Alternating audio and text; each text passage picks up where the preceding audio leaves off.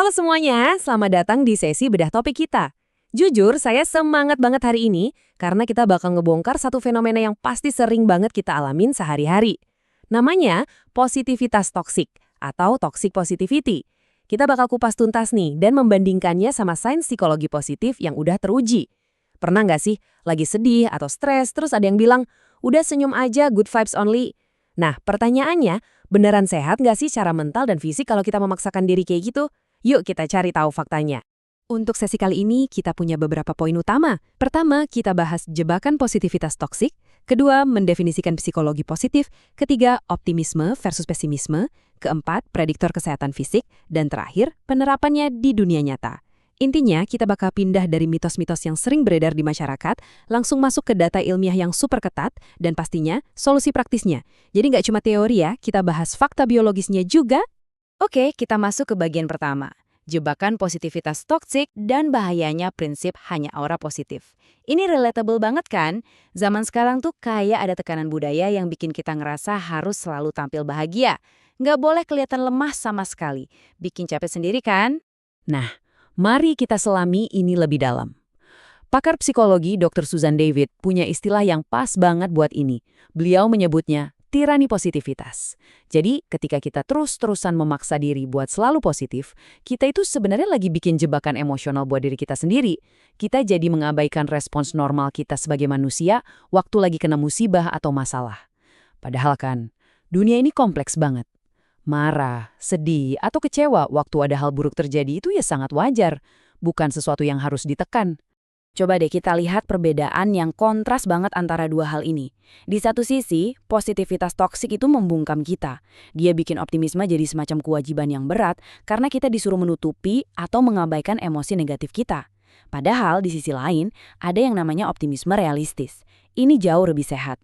Orang yang optimis secara realistis itu berani mengakui tantangan dan emosi-emosi yang nggak enak, tapi tetap punya harapan dan mau ambil tindakan.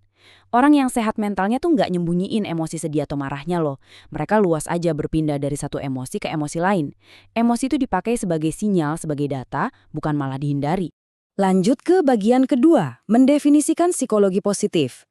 Apa sih yang sebenarnya dikatakan oleh sains?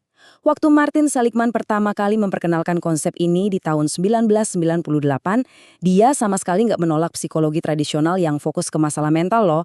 Dia cuma memperluasnya buat mempelajari gimana sih caranya supaya manusia itu bisa berkembang dan berfungsi seoptimal mungkin. Nah, ini dia kerangka kerjanya. Namanya model PERMA. Ada 5 pilar di sini. Emosi positif, keterlibatan, hubungan, makna, dan pencapaian. Satu hal yang wajib banget kita pahami dari model ini, nggak ada satupun dari kelima pilar ini yang menghapus penderitaan dari hidup kita. Penderitaan itu tetap ada di persamaan ini. Justru, yang namanya pertumbuhan psikologi sejati itu seringkali mengharuskan kita untuk melewati pengalaman-pengalaman yang berat dulu. Dari situlah kita membangun ketangguhan dan nemuin makna hidup yang sesungguhnya. Dan ini dengan sangat brilian mengilustrasikan inti dari sains tersebut. Ada sebuah teori dari Barbara Fredrickson namanya teori memperluas dan membangun. Menurut teori ini, emosi positif kayak rasa syukur atau kegembiraan itu memang bisa memperluas kesadaran kita dan membangun sumber daya fisik atau sosial kita buat jangka panjang. Tapi beliau nggak pernah bilang kalau emosi negatif itu harus dinolkan. Sama sekali nggak. Beliau malah menyarankan adanya rasio yang pas antara emosi positif dan negatif.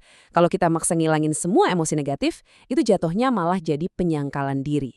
Oke, siap-siap ya, karena di bagian ketiga ini, optimisme versus pesimisme, kita akan melihat lebih dekat pada skala datanya. Kita bakal agak masuk ranah sains nih melihat data biologis berat dari sebuah analisis meta besar-besaran yang dipublikasikan di jurnal top American Psychologist. Coba perhatikan angka ini, 221.133. Ini bukan angka sembarangan. Ini adalah jumlah total partisipan dari 61 sampel independen yang dianalisis oleh tim peneliti. Bayangin aja, skalanya masif banget. Data dari ratusan ribu orang ini ngasih kita bukti yang super valid tentang gimana pola pikir kita itu benar-benar berdampak langsung ke tubuh fisik kita.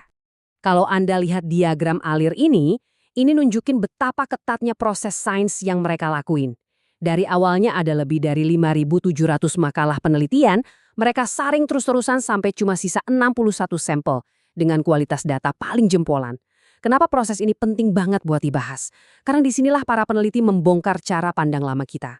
Alih-alih ngukur optimisme dan pesimisme di satu garis ukur yang sama, kayak semacam penggaris gitu, mereka memisahkannya jadi dua tuas pengatur yang beda. Artinya apa? Seseorang itu bisa aja nggak punya pesimisme di dirinya, tapi itu nggak otomatis bikin dia jadi orang yang aktif optimis loh. Yang bawa kita ke bagian 4, prediktor kesehatan fisik dan hasil biologisnya yang sungguh mengejutkan. Disinilah faktanya mulai berlawanan dengan apa yang mungkin selalu kita percaya selama ini. Apa yang terjadi waktu para ilmuwan muter dua tuas emosi tadi secara terpisah? Jadi, poin krusialnya adalah ini. Ternyata, cuma dengan tidak menjadi pesimis, itu ngasih perlindungan biologis yang jauh lebih kuat ke tubuh kita daripada kita sibuk berusaha keras untuk jadi optimis secara aktif. Ini benar-benar fakta yang bikin mikir kan?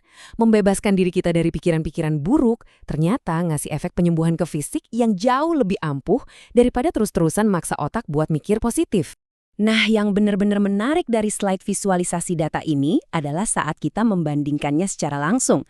Kalau Anda perhatikan grafik di sebelah kanan yang mengukur pesimisme, efeknya terhadap kesehatan fisik itu kelihatan jauh lebih besar dan lebih kuat dibandingkan dengan grafik optimisme di sebelah kiri. Di dalam makalahnya bahkan dicatat bahwa 1 poin aja pergeseran ke arah pesimis itu punya korelasi yang sangat mencolok dengan tingkat kematian.